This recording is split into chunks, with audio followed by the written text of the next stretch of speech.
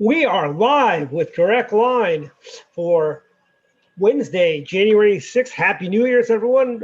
We are joined by Anne Arundel County Councilman Nathan Volke. Our host is Mark Unkefer and Ryan Nidak. Take it away.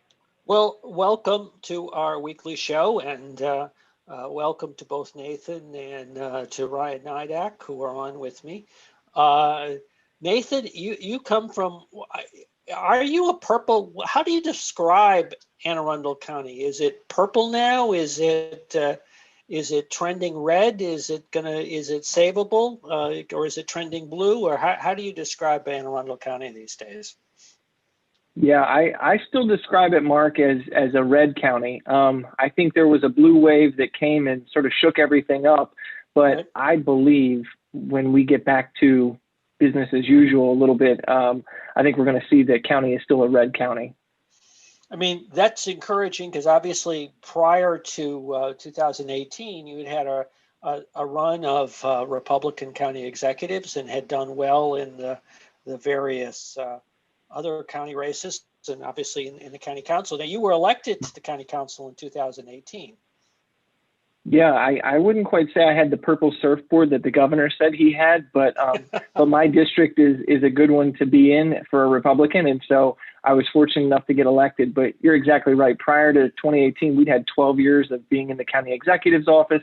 We'd had 16 years of running the county council. We had pretty much all of the countywide elected offices, save for the sheriff, which we turned over in 2018 and actually did even still win. I think it's hard to look at all that and say in one election cycle or even in two election cycles, all that changed. I think we'll get back to basics pretty soon. Now, your county executive, Stuart Pittman, who was elected in that wave, I was like tempted to say 2 years ago, but now it's 3 years ago. So it's like writing. Ryan, there used to be this thing where we would write checks, right? You would write checks. And then you would have to date the check. Ryan doesn't even know what a check is, right? But anyway, there was a period of time in the new year where you would write out the date and you'd get it wrong. And so I'm still in this. So 3 years ago when Stuart Pittman was elected, now he has done everything. This is not a moderate county executive, is he? He has taken a very hard left line. Yeah, that's exactly right, Mark. I mean, what's been interesting is in a county that I'm describing as red, and you said, well, maybe it's a little bit purplish, we have seen what I will call a hard blue left turn, if you will, between him and the county council, which turned over and is a democratically run county council. These are not, your dad's Democrats. These are not your mom's Democrats. These are not your grandparents' Democrats. We have progressive liberal policies that are being advanced from the fourth floor with the county executive down into the council chamber, and they're coming to, a law book near you, unfortunately. But it's been a major change for a county that previously was considered sort of the last line of defense, if you will, for Republicans in big counties. And so it's, I think, been eye-opening for a lot of people in our county to say, oh my goodness, if we don't step up and do something, this could be what the future looks like, and that's very concerning. So give me an example of some of the things they did. Now we'll talk about COVID, and your county has been one of the flashpoints over that, but we'll talk about that later. But prior to that, what were some of the policies that he was pursuing that have gotten people riled up? Sure. I mean, I'll give you one the other night that we just voted on, which, it sounds great, right? We want to have an all electric and hybrid fleet of vehicles. We want to make sure that we're doing zero emissions by 2035. Cool idea, right? I think everybody says we want to help where we can. What's the price tag on that? Well, on the higher end, it could be $45 million more for the county budget every 3 to 5 years just to do that. The hope is that at some point, the cost of electric vehicles will come down, battery costs will come down, but we're not quite at that point on the curve yet. So that's a policy that just passed through the council 6-1 the other night. I was the only one to vote against it because I thought the price tag was just too big and the plan was too limited and there wasn't enough fleshed out on it. We saw a fair housing bill that came down last year. I guess it was 2 years ago now. I'm having the same issue you are, but it was the most restrictive housing law in the state. There were the things in there that all of us agree you shouldn't be discriminating on: age, gender, race, sexual orientation. But then it got into things like source of income. That's always been a controversial basis for discrimination, right? And the idea is you can't tell somebody because they're receiving government vouchers or because they're getting some sort of other government benefit that you don't want to rent to them. If that's your basis for why you don't want to rent to a particular person, you've now discriminated. And they have enacted with that a commission that can investigate housing discrimination. And if they find it, fine you $10,000 for each of the violations. I mean, these are just things that in our county 2-3 years ago, you wouldn't have dreamed these things would pass. And now they're going right through the council. Now, that's actually a fascinating paradox. It's helped me out. There's also been legislation that holds landlords accountable, or, I mean, it's not immediate, but it is in steps where landlords will be held accountable for the actions of their tenants. So explain to me about what that is, because it does seem to be a bit of a contradiction. On one hand, you don't want landlords, you want to limit the ability to landlords to do screening. Again, but on the other hand, you also want to hold them accountable for the consequences of what might happen on their premises. Yeah, I think are you talking about the nuisance bill that came through the council? The nuisance bill. I'm sorry. Well? Yes, I should have been clear. Yeah. Yeah. No, that's another one where I was on, the individual side of a 6-1 vote again. Yes, I noticed. Yes. Yeah. Basically that's exactly right. We had this bill and it's, everything's well-intentioned, right? The idea is a good idea. You don't want these businesses that are really problems for the county police and for the residents to be able to continue to sort of house individuals who are just problem individuals. A lot of them, there's trafficking, there's drugs, there's crime, all that comes. Well, it was so poorly defined as to what's a property that you could get an apartment complex where you've got 600 units in there. And if that apartment complex, because it's one property, has more than 5 instances of these crimes in a 30-day period, so the police are out there for the crime, they're investigating it, then you get on sort of what we call the bad property list, if you will, or the bad business list.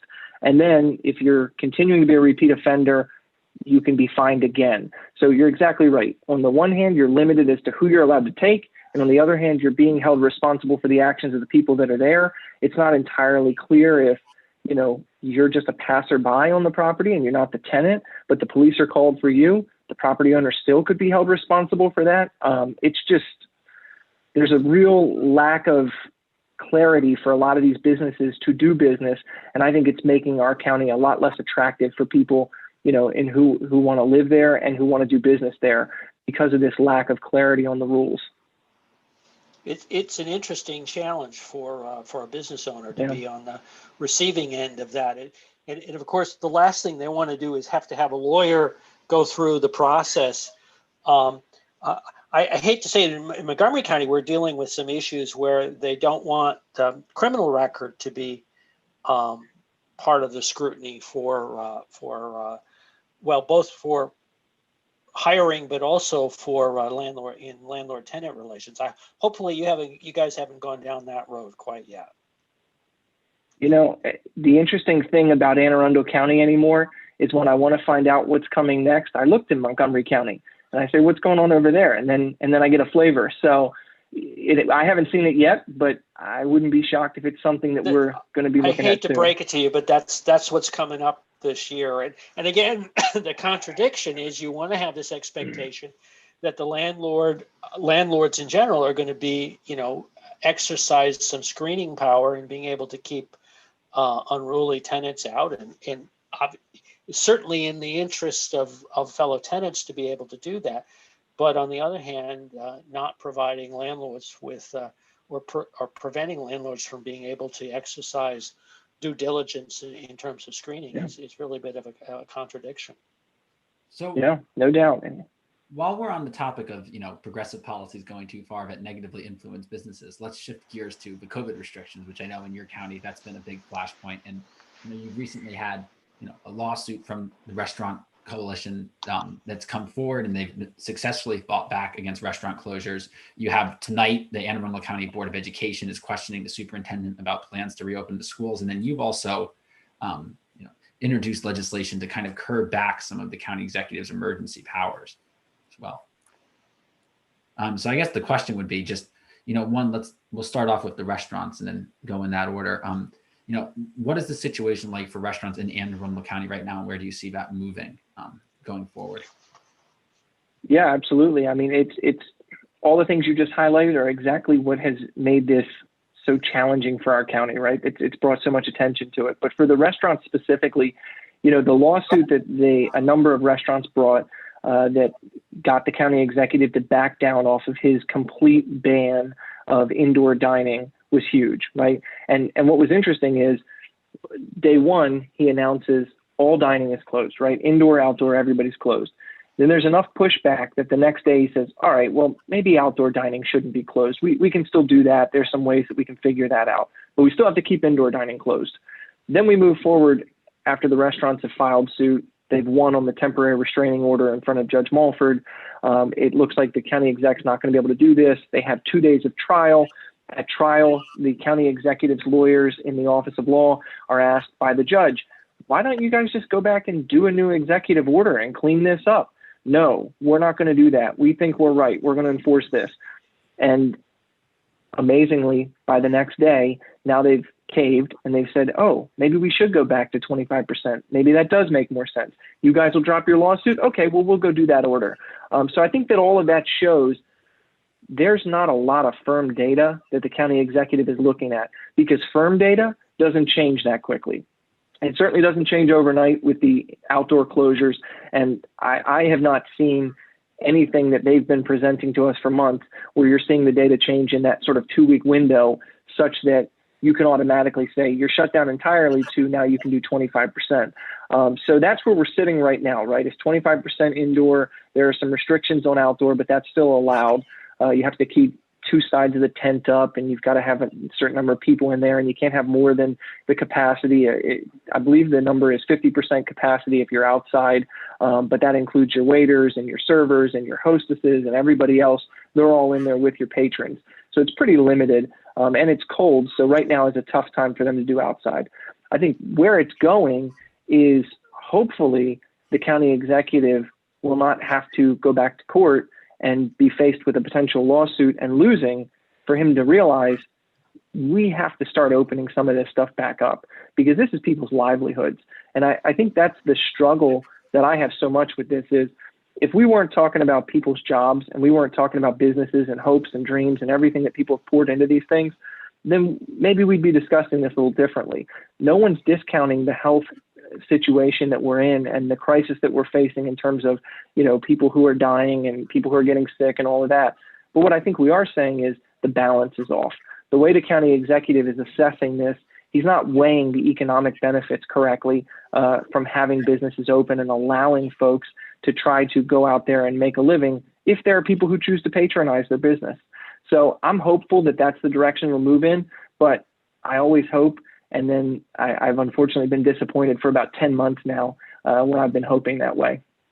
It's interesting that the CDC's guidance is basically 6 feet by 6 feet, or 6 feet separation, or 36 square feet. How shall I say, increase it to be 50 square feet. That's closer to sort of the 50%. And when you look at the way restaurants are generally designed, and probably it would have been more appropriate, instead of doing it on a percentage basis, to talk about separation within particular facilities. The 25% standard, and I realize that that's a compromise, and we haven't gotten that here in Montgomery County. That's inconsistent with the guidance that we have of allowing for essentially a 50 square foot or 7 by 7 square foot separation. It's unfortunate.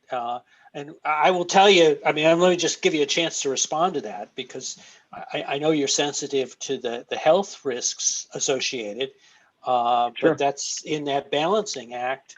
The 25% or even certainly the 100% closure is just not what the CDC has been recommending.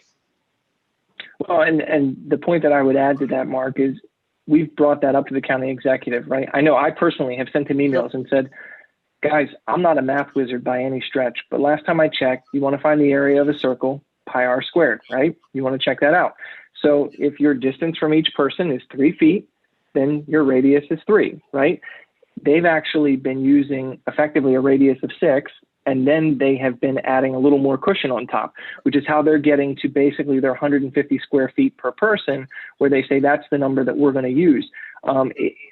I've asked him this. I've said, you know, I don't think you're going to change your guidance, but I'm not clear on your math. And I got crickets back on that one. You know, nobody responded back to say, hey, you're wrong or you're right, which usually means you're onto something. So. It's a huge. I'm sorry. Go ahead, Ryan. You're the engineer, so you're the one who should be doing the calculation here. Fair enough. You should do the math. That's right. Right. You make a good point about the discrepancy regarding square footage, and Montgomery County has that same 150 square foot, you know, restriction as well, but not just for restaurants, you know, grocery stores and other places as well. Yeah.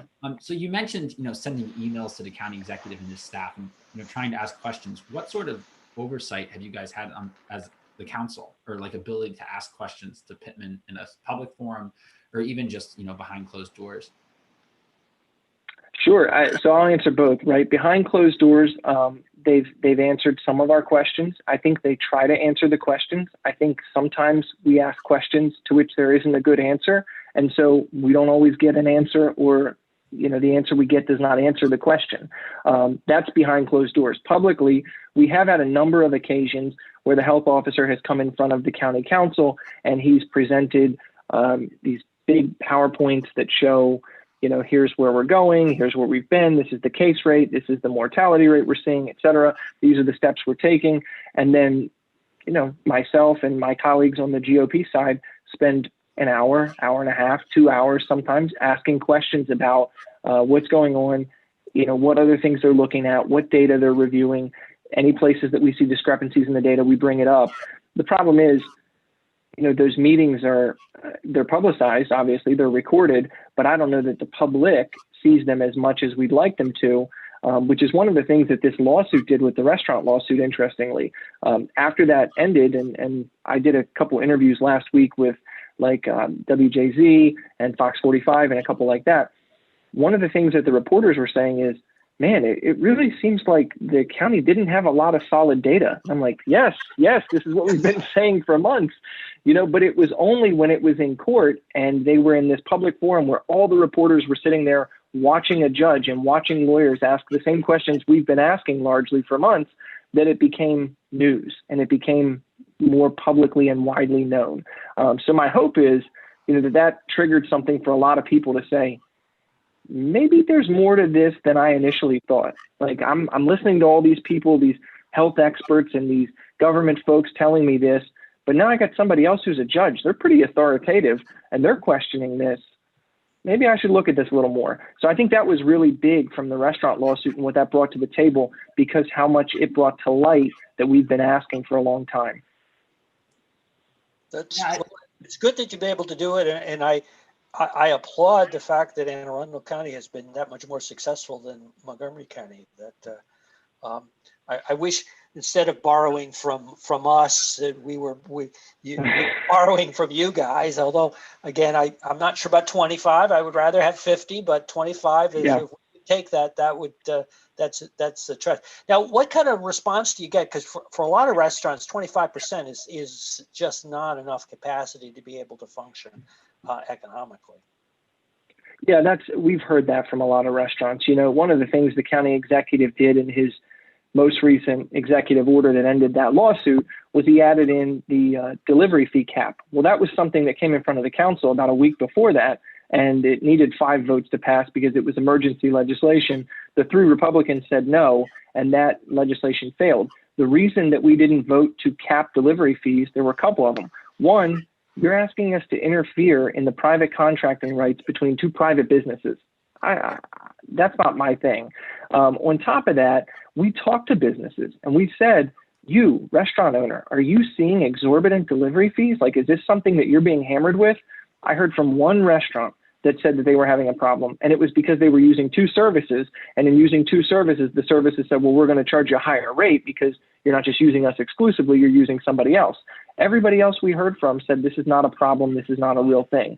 But the county exec, you know, looks at other jurisdictions. There are some out in Washington State, I think, that they were looking at. Around here, there are a couple in They said, that's what we're going to do. So to me, that type of further restriction, yeah, we got a little bit of relief in the 25% because businesses are allowed to stay open, allowed to do some, but you're exactly right, Mark. 50% is where we probably should be shooting to get. I keep asking the question, why do we think we're smarter than sort of the governor on this? Like, why are we doing these different things for our county that the governor's not doing for the state when we're all looking at a lot of the same numbers? And some people say, well, you know, our numbers are so much worse and this and that and the other thing.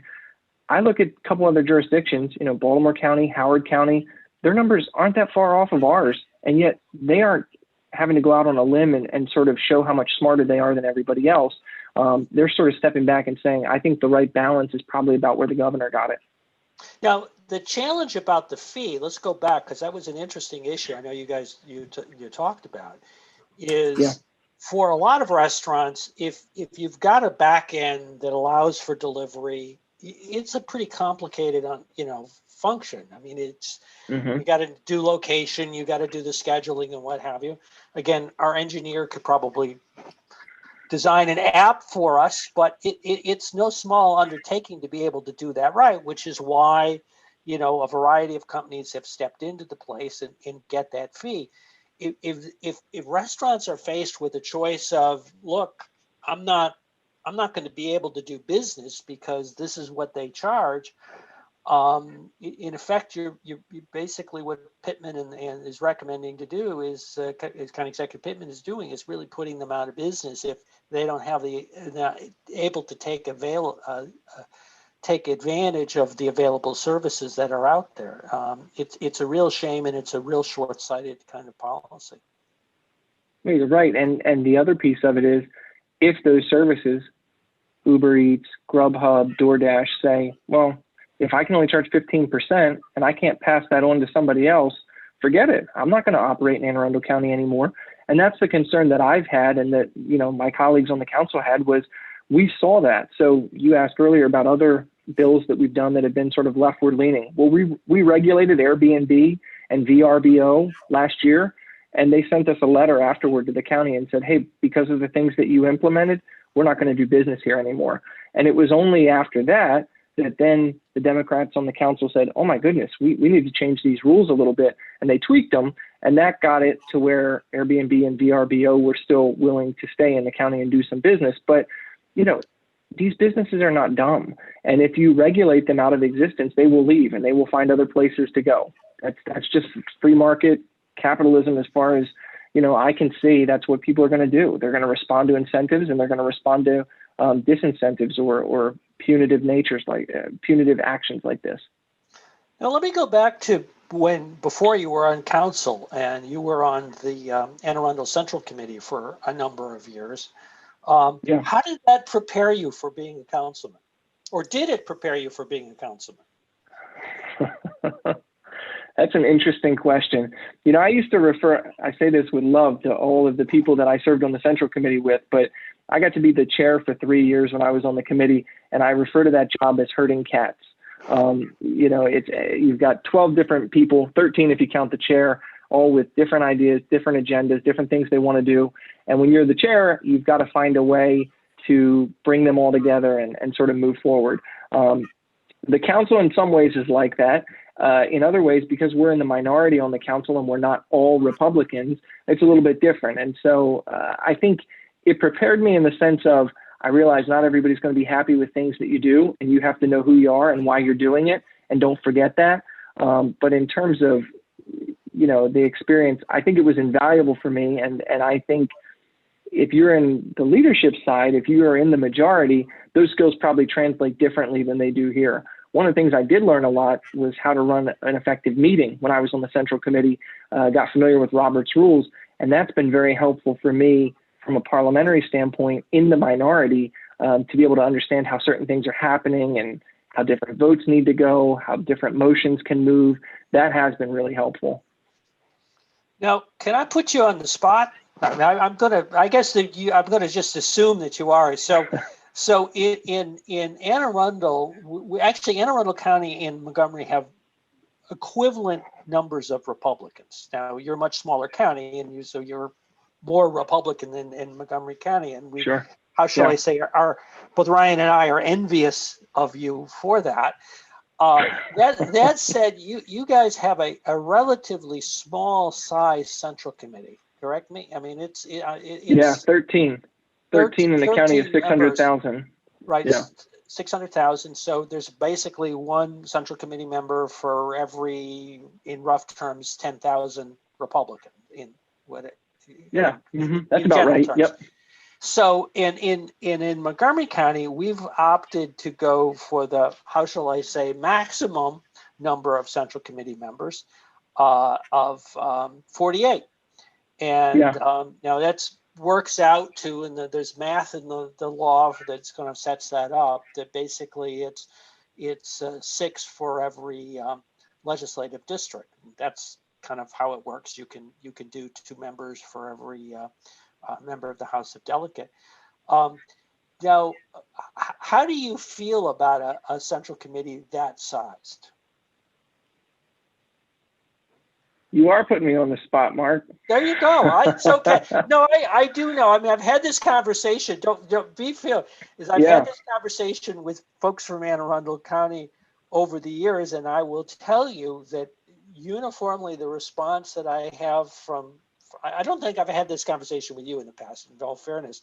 No. Has been, you guys in Montgomery County are insane. Now, you feel free to point that out. I would agree with the people from Anne Arundel County that were a little. I say that as a member of the committee. I've had people on Anne Arundel County committee tell me that their committee's too large, somewhat jokingly. But right. Sometimes. I mean, I think the challenge you both know is how do you work with that many people, right? I mean, you can have a lot of committees and you can have a lot of you have this idea that there's a lot of people doing the work, but it also becomes much easier to have the free rider problem, right? There's 48 of us, so somebody else will do it. When there's 13, I go down the list and I say, look, I've got 11 people doing this. You're going to be the one person out. I need you to step up to the plate. Sometimes that is a little easier to get action out of people. But that was the way I always looked at it. I also thought, in terms of sort of our impact, if you will, it made it easier for me to tell everybody, look, you're one of 13. There aren't that many of you. So if you're not here to work, then get out of the way and let somebody else do it. So you do have the advantage of being able to, how shall I say, grab some people by the neck and get them to do that. Now you do have a Annapolis City committee as well. How does that work? So when I was the chair and when I was on the central committee, we would work with them in terms of if we had events that were in the city, we would try to double up where we would take certain shifts, they would take certain shifts. If we were doing a fundraiser in the city, we would work together on that. When we were doing municipal elections, obviously they're on a different year than we are. So they'll be going into their election this year, whereas we're in an election next year. So in the year that they had the election, we would try to dedicate time, resources, energy to go down there and help them. And then sometimes they'd be able to help us in the race the next year. So we had a different relationship with them depending on sort of the year, right? If it was an election year, there were certain things we did. If it was a non-election year, maybe there weren't as many things that we did. But we always got along pretty good, I thought, especially when they were functioning really well. So, as you know, central committees are all volunteer. It's not always easy to get people who are volunteers to do things, and you ebb and flow in terms of the productivity of volunteer organizations. I as Ryan knows, I have a PowerPoint presentation, and when I do the state party hat on, being, congratulations, you're a chairman, and I go through what I describe as being the sort of 5 functions of central committee, fundraiser, recruiter, party manager. I mean, go through the various things.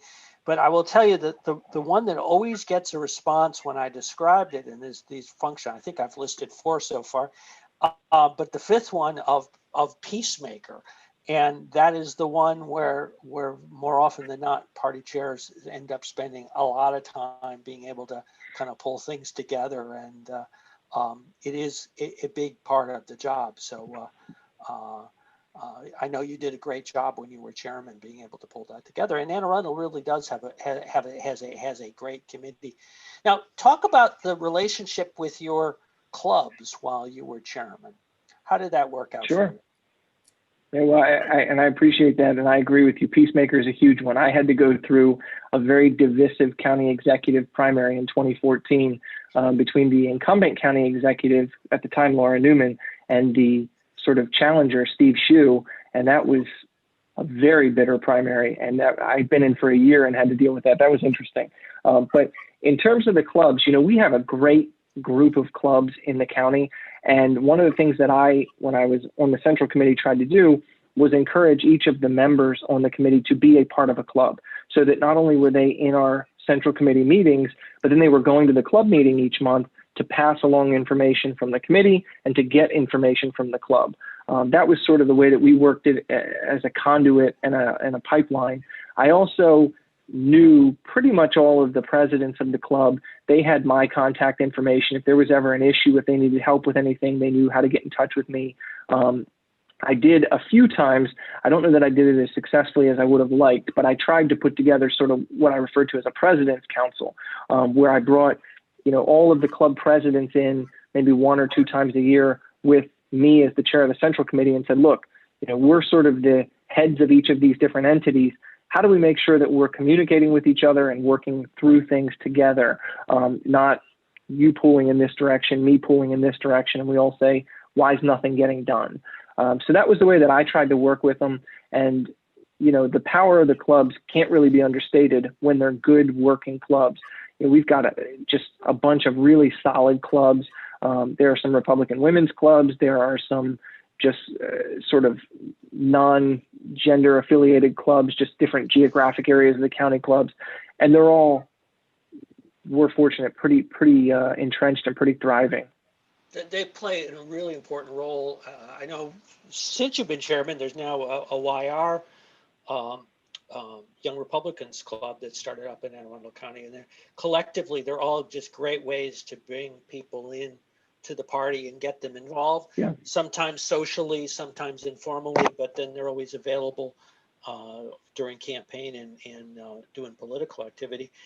Since you were elected now, was originally 10 years ago, the role of the party generally has really kind of changed, because the days in which you could do campaigning just with direct mail, and you have some great, you were referencing your primaries, so you have some great, very effective direct mail folks in the political community, but things have changed, and the role of parties has stepped up, and the ability to harness technology has become that much more important. Talk to me about how that affected your race and how you've seen the change that's taken place since you first ran for Central Committee in 2010. That's a really neat and cool question to ask. I like that. Ryan probably can speak more about like the tech digital world and what that all has become the past few years. I mean, let me put it this way. When I ran in 2010, I was 23 and I thought I was, on the tech edge, right? Like I thought I knew what we were doing. It was all, I had gone to FedEx, I had made up flyers, copied them on blue paper, and I was out knocking doors, handing those out. I had a website, and we were humming. That was a campaign right there. Fast forward to 2018, and I was talking with people, and this wasn't even necessarily cutting edge stuff, but I thought this was pretty neat. We were taking voter lists from the state voter files that we had and matching them up to people's profiles on Facebook, to where we're now specifically targeting those people with Facebook ads, knowing that they are a Republican or a swing voter or a Democrat or a potential sort of conservative Democrat, or they're a very, middle of the road voter. I mean, just the data revolution, if you will. I mean, I don't know what other way to call it than that we've seen in the last 10 years in terms of campaigns, and how much more we know and how much more we can use that information to target and to message and to get our information out to people who are persuadable, basically. It's changed everything in a crazy way. I mean, I don't know how to explain it much better than that, other than I don't understand half the things that are going on with the tech stuff, and I'm 33 years old, and I'm sitting there going, these young kids over here that are 18 and 20, like they're running laps around me. So it's amazing. It's a wild world. And I feel like since I stole Ryan's question, I should probably give him an answer to a follow-up. Yeah, I mean, there's not much else to say other than just, technology has certainly changed the way we campaign. I guess, how do you think that changes the role of the Central Committee? Is that, alter the way in which, Central Committee members, maybe in some ways they can do more, and in other ways, previous responsibilities might have been, stripped away and either automated or given to campaigns? Yeah, I mean, it's a great question. One of the things that I was starting to work on when I was finishing sort of my chairmanship in 2016, because I was the chair from 13 to 16. And one of the things that we were working on then was, we've got all this information. We've got all these people who want to help. We know so much more about people. How do we manage all of that? How do we use that in a way that is helpful to campaigns and helpful to future election cycles? How do we ensure that what we learned on this election cycle isn't tossed out, and next election cycle we're starting over from scratch? That's one of the things that I think the party has to grapple with and figure out. Obviously, the resources from the national party down, they've got GOP Data Center, which is fantastic. That's a good place. It's a good repository. But the concern that we always had when I was on the Central Committee, and I have to give a shout out to Susan McConkey, who was my vice chair, and she's been on the Central Committee for, I think she's going on 11 years now. Susan was always in my ear suggesting to me, wait a minute, this new latest and greatest kind of idea that we're going to use this database. I'm trying to think, Nation Builder was the big one, I want to say, in like 2016. Well, as far as I know, nobody's really using that anymore. And so the question Susan was always saying is, if we put all this data in the Nation Builder, how do we make sure we keep it? How do we make sure that when this is over and maybe there's a new program that comes in, that we still have our data and that we haven't lost all of that? I think that is one of the things that if the party can solve, the party becomes extremely important to campaigns, because the party will have something that the campaigns want. And, we all know that's what makes the party relevant, right? A lot of candidates come to the party first and they say, give me some seed funding, I need some money, I need some sort of do's and don'ts, some expertise, but then maybe they progress past that. Well, if the party continues to have the data, then the party continues to be relevant. You almost, I think, turned the tables on Ryan with the question that he needs to answer for us: is how are we going to do that? Well, it's all about, maintaining the continuity of operations and the party being a resource that people can turn to, as opposed to a burden that gets in the way. Yeah. It's interesting. There's also a life cycle that gets developed. It isn't just having the data, but it's having the processes that over a period of time collect that information about people, what their preferences, what polls they, where they come out on, what petitions they sign, and collects the information. Yeah. And it's interesting how quickly, correct me if I'm wrong, Ryan, that some of that information kind of gets stale. That information that you collected from the, 2014 campaign may not be as relevant. So you kind of constantly need to be engaging with people to figure out where their head is at a particular point in time. Yeah, I mean, that's a big, lesson I've learned just from being involved with the Central Committee, much less time than Nathan has been, is just, always be engaging with people, right? You can't, show up in an election cycle and then go away. You need to, especially in this digital age where you can always send out a Facebook ad or always make a post or always send out a text. That's the new big thing is, you can continuously be collecting that information, continuously be putting something out there. Now, this may be a segue to some of today's events down in the Capitol, but it does strike me that sometimes with social media, we end up, how shall I say, being oversensitive to the sort of the loudest voices, and the folks that are kind of in the middle doing their day-to-day thing, and may not be as active or engaged in politics, may be more in that middle space. And so there's kind of a balancing act of not overreacting to the most extreme views. So Nathan, you're, as an elected official, you're kind of in, how shall I say, in the crosshairs of being able to get that balance right. Of obviously you hear from folks who are the noisiest and the most active, but on the other hand, you need to be kind of sensitive to where the middle, where your average guy, the average Joe, really is. Yeah, I mean, I totally agree with that. I think, we're seeing, I think the left drives a lot of this with sort of the outrage culture, the cancel culture, like these ideas of, hey, you aren't with me, so you're out, you're irrelevant. And I don't know that that's where the vast majority of people are. I don't believe that's where they are. I think there are many, many people who are just living their lives and they're not always paying attention to all that.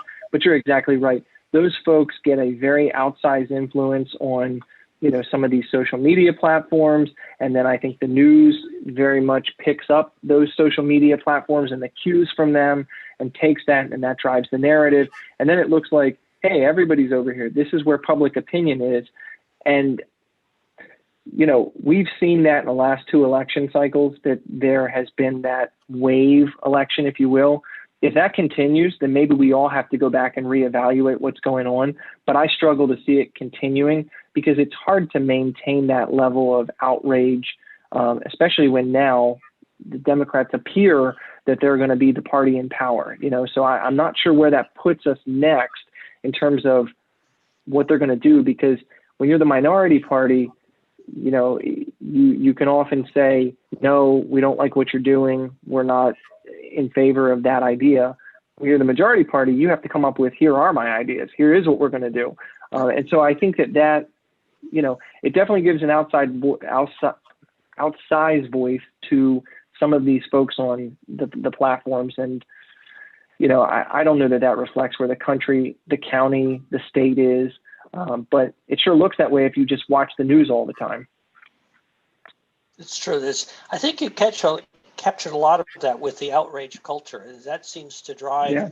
It is. There's the event that then triggers people being upset and being angry, and that doesn't really lend itself to talking about solutions. Like, what's the best way to keep communities safe? What's the best way to have if you're living in an apartment, to have a landlord-tenant situation that makes sense for folks? And how do you really solve problems for people, as opposed to outrage followed by some kind of response and a solution that maybe makes things worse, and then you end up going down the road? And it's not really the most conducive way to govern. I agree with you. And I think your point, Mark, about being in the crosshairs is right for elected officials.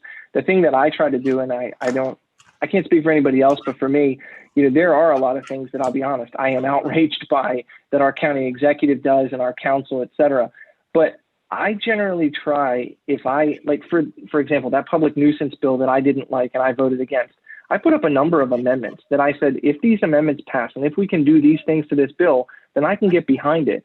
But if you're not going to pass these amendments and get this to a better place, well, then I'm not going to vote in favor of it, And to me, that's where I think that balance runs, that you have to show what you are for, but you also have to show what you're against. And if you're just against everything all the time, I think people tire of that. So I think that's the challenge we have to run as elected officials is, I heard on another podcast that I listened to, the Ben Shapiro show, it was something like, it's time for us to embrace truth and not worry about niceness as much. And I think that's something that we as conservatives have always struggled with, because we've always had a willingness to embrace the truth, but we've not always been willing to come out and very bluntly say, this is what's going on. Like, we pull back the onion, pull back the curtain, whatever you want to say, we've got to be willing to do that. And I think that's one of the things that the president has done that has just really galvanized people to say, hey, wait a minute, there is somebody out here who's really seeing what I'm seeing. So we're approaching the 45-minute mark here. So Nathan, if you have any final thoughts that you want to leave our viewers with, welcome those. Happy New Year. Unfortunately, you won't be going out to dinner in Montgomery County anytime soon. Bring your business to Arundel County, right? Yeah, come on in. Yeah, there you go. We'll go to have dinner in Anne Arundel County in one of your 25% restaurants. When you're Nathan, down this way, look me up. sounds good. Nathan, it's been a real pleasure to have you. It's great seeing you again, and best of luck. You're doing a great job on the council and representing good conservative values and the Republican Party in general. Thank you. Mark, Ryan, really appreciate it. Thank you guys for taking the time and having me on the show.